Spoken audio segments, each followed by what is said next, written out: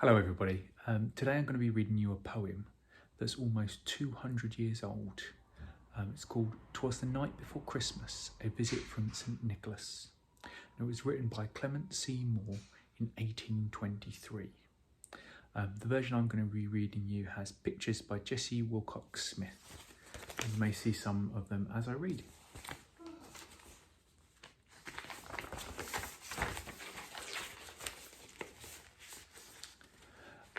"'Twas the night before Christmas, and all through the house not a creature was stirring, not even a mouse.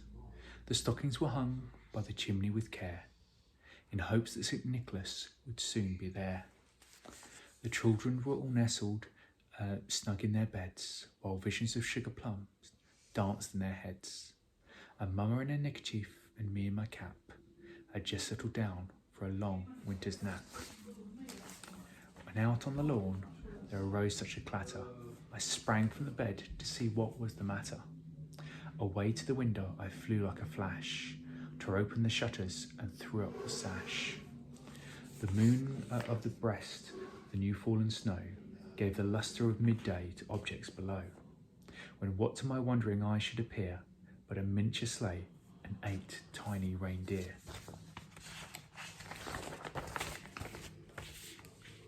With a little old driver, so lively and quick, I knew in a moment it must be St. Nick. More rapid than eagles, the courtiers came. He whistled and shouted and called them by name. Now Dancer, now Dasher, now Prancer and Vixen. Come on Comet, come on Cupid, on Dancer and Blitzen. To the top of the porch, to the top of the wall. Now dash away, dash away, dash away all. As the dry leaves that before the wind hurricane fly, when they meet an obstacle, mount to the sky.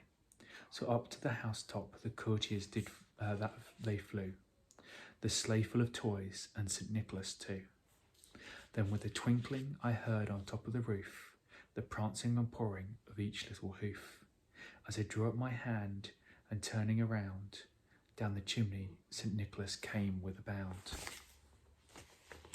He was dressed all in fur, from his head to his foot, and his clothes were all tarnished with ashes and soot. A bundle of toys he had flung on his back, and he looked like a peddler just opening his pack. His eyes how they twinkled, his dimples how merry, his cheeks were like roses, and his nose was like cherry. His droll little mouth was drawn up like a bow, and the beard on his chin was as white as the snow. The stump of a pipe held tight in his teeth, and the smoke that it encircled his head like a wreath. He had a broad face and a little round belly that shook when he laughed like a bowl full of jelly.